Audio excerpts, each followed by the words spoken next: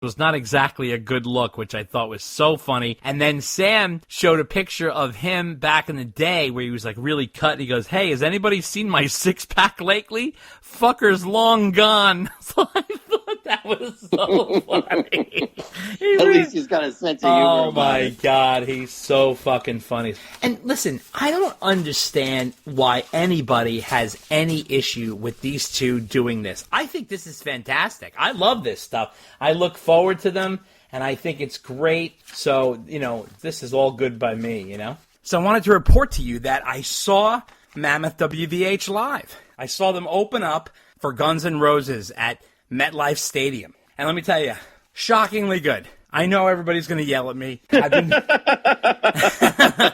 I know everybody's going, "Oh, yeah. But let me tell you something. Shockingly good. This was August 5th, MetLife Stadium in New Jersey. First of all, Dave, they gave him an hour set. I mean, nice. Wow.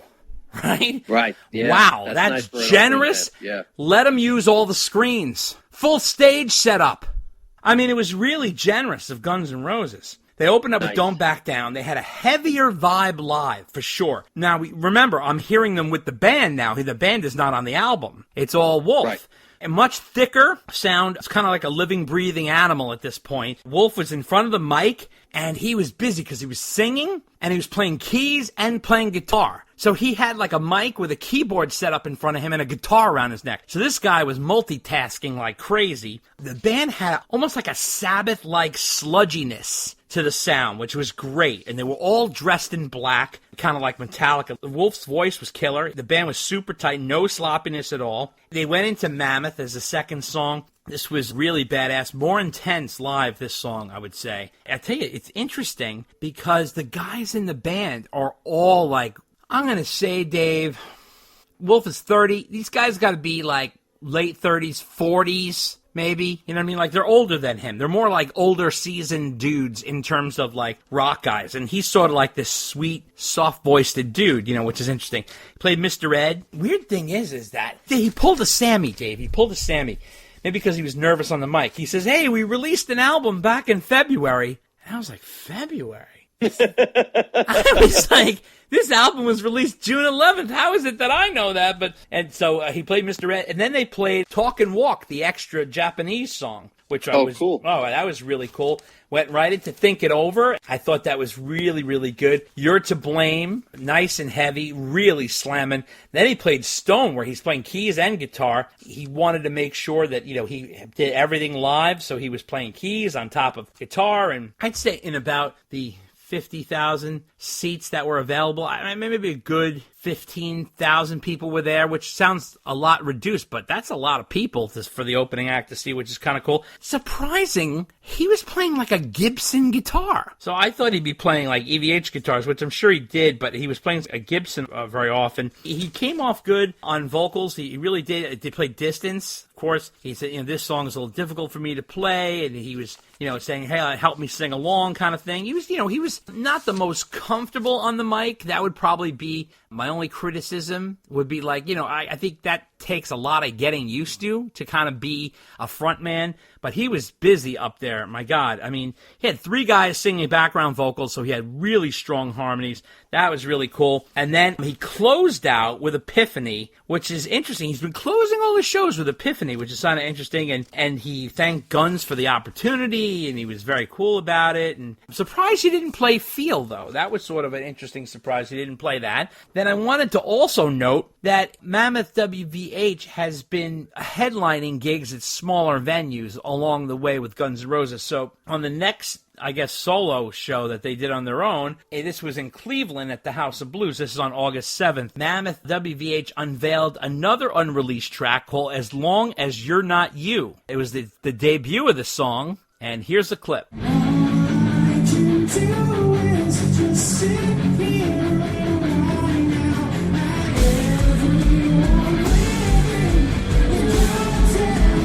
lives. Stop saying how you gotta shake it off. Stop pulling you up, you're really down. Won't bring it down, you're living for someday. As long as you're not. Now Now, this is another great rocker with some pop flair, and many feel it has a Nirvana feel to it, you know? Not sure if this is an album leftover or a new song for the next album, but this is another great song. So he's been even playing some unreleased gems live, and some of the touring he's been doing on his own. He's been touring with Dirty Honey, another great young rock band, on some solo dates. If you guys get a chance to check him out live, I would definitely do that. And wanted to note some other thing, that they did have some issues with having a member of his touring personnel test positive for COVID. So the band had to cancel a bunch of dates. This Missoula, Montana on the 13th, he had to cancel. Commerce City, Colorado on the 16th of August, and the West Hollywood Whiskey A Go-Go on August 18th was postponed to October 12th. So there's lots going on in the Mammoth camp. Dave, what do you make of all that?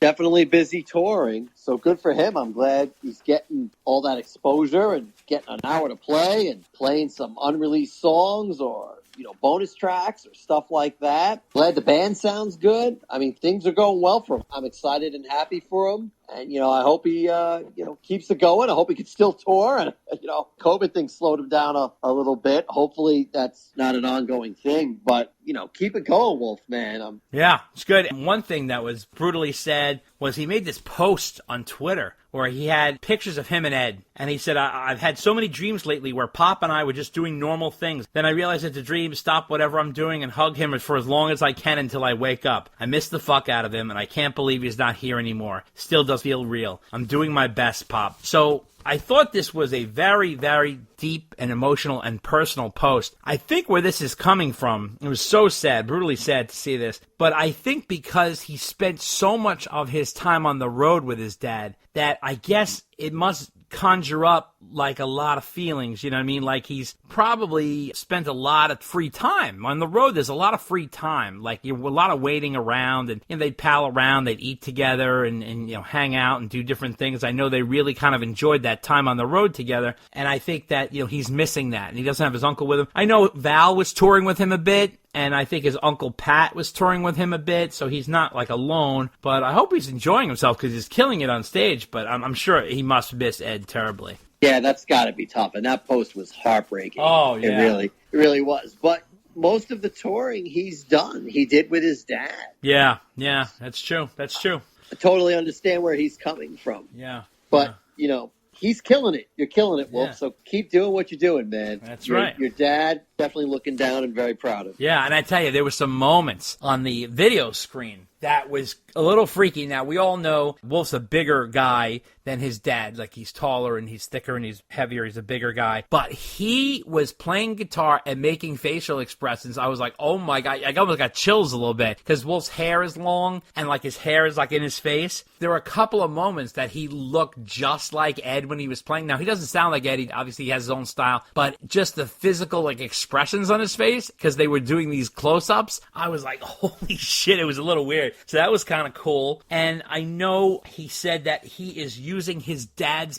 pedal board. Okay, so what his dad did was, when they did that gig in 2012 for Cafe Wah, which kicked off A Different Kind of Truth, his dad made a special pedal board for that gig, and that's the pedal board Wolf is touring with, because I guess he didn't have enough time to put one together. That's sort of a nice, cool little nod to his dad. One thing that wasn't cool, well, this is crazy, oh my God. On Twitter, this guy went on there and said, Wolf Van Halen, you come across like an immature little child with a bad attitude. Grow up. Never forget you went straight to touring with GNR because of your last name, which is a hurtful comment. So then, Wolf, of course, as we all know, he can't resist. So he says, hey man, they can kick me off the tour anytime they want to if it's not working out. My last name may have opened the door, but it doesn't keep me here. And it certainly doesn't write, record, sing, play the songs for me either. I'm the one doing that. So I kindly suggest you eat my entire ass. So I don't know what to say. I mean, listen, this type of attack is not helpful to his career, for sure. There's going to be haters out there. You have to ignore them. Now, to be honest, has his last name opened doors for him? Yes, of course it has. You don't get on Howard Stern, The Today Show, Jimmy Kimmel, or Rolling Stone if your name isn't Van Halen, or a tour for GNR for that matter. However, but he acknowledges that. He does. He does. However, it is just a name. Now, there are plenty. He is not the first son of a rock icon. And there are not many that can follow their dad or, mom or I don't know, whoever. There's very, very, very, very, very, very few that can follow in their father or mother or whoever's footsteps. But he said it himself. He is delivering the goods. And he's not imitating his father. He's not playing his father's music. He sounds nothing like his father. Hell no, he really needs to deliver. And let me tell you something. Open up an hour for Guns N' Roses and completely engaging the crowd. Do you think that's easy? That is not easy. So coming out before Guns N' Roses and getting cheers for an hour before a 3-hour GNR show, that's pretty cool. I mean, you're talking about a very massive stage. It is gargantuan. And, they did it. And I'm going to just say him and the band was fantastic themselves, but I think he's got to relax with this stuff. I don't know what to say. I know he says he has fun doing it, but I can't help but feel that the guy gets hurt by it. I mean, I don't know what to say. It's like weird, But that's only one comment that I noted because I'm going to start reading them all, but Jesus, God, it gets like brutal to read these things, that it's like, oh my God, another like Twitter back and forth, So social media has made us meanies. It's also put our focus in the wrong direction. I agree. It's just so stupid. Anyway, he got some real high praise here. Okay, so Axl Rose. Who doesn't praise anybody, including his own band members, right?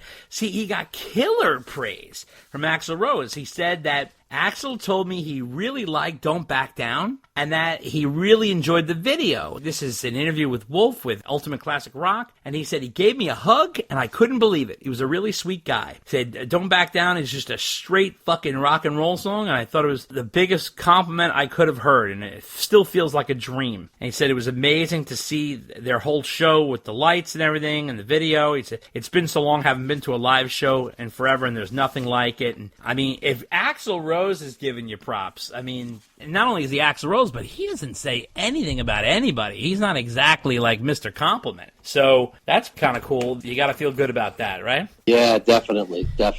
And Wolf also came out in the media and in one of the interviews as well, I believe it was also Ultimate Classic Rock, where he says he really loathes bands that use tracks. Now, Eddie Trunk has been on a rant about bands who use tracks. Also, Sebastian Bach, another one, bands who use tracks. Now, he said it's not a problem when you're using like a little keyboard part that you can't do. Obviously, we all know Van Halen did that, and I wasn't crazy about that, but whatever. He's talking about people who are using like serious tracks, like guitar tracks, like vocal tracks, like really like they're miming it on stage. A lot of people who are in the industry who are breaking their ass, like Wolf, who's in front of a mic and a keyboard and a guitar, and he's switching back and forth, and they're trying to really push it live. He gets upset. So he says, I think it's a cop-out to use tracks, unless it's like for a keyboard part that you can't necessarily get. I think you should just stay home and listen to the shit on Spotify if they're going to play tracks. It feels really badass to be like, we don't have to fucking sit there with tracks. We're straight up doing it, and I think it's important. And it's certainly not perfect all the time. That's the point of a live performance. It ebbs and it flows. So that was kind of cool that he really came out and really stood out for that, for sure. Give him time. He'll change his mind. You think he's going to use tracks? Yes, I do. Really? History, not now, not Okay. in the immediate future. Okay. But yes, history will repeat itself. Okay. All right. Give him time. Give him time. Okay. Also wanted to talk about this new Van Halen video that came out. So what are we talking about? Dave and I are always discussing these videos that are coming out of the archives. Where the hell are these things coming from? So, another Unchained video. This is Van Halen on a TV show called Music Box. And it's Van Halen lip-syncing to the 1981 single Unchained. Roth is completely off the mark. It's kind of laughable. I mean, he's not even properly... Talk about not remembering the fucking words. He's not remembering the fucking cues at this point. And this came from a film company called Reelin' in the Years, after the Steely Dan song, right? So it's called Reelin' in the Years Productions, and they posted this up on YouTube with a note. And before the song starts, it says, "We have more footage of Van Halen. So if you're working on a documentary, please contact us to view additional content." Now, the band looks great. Mike's in an orange jumpsuit. Alex is in the black and white stripes with the sunglasses. Eddie's wearing his red and white stripe outfit. He's got his Frankenstein with him. Dave's in silver glitter pants and a black sleeveless shirt and a red scarf. And there's all these rainbow lights behind them and disco balls spinning. And the audience is very still. They don't seem to be rocking. They're just sort of there. But it has that studio audience feel, and they're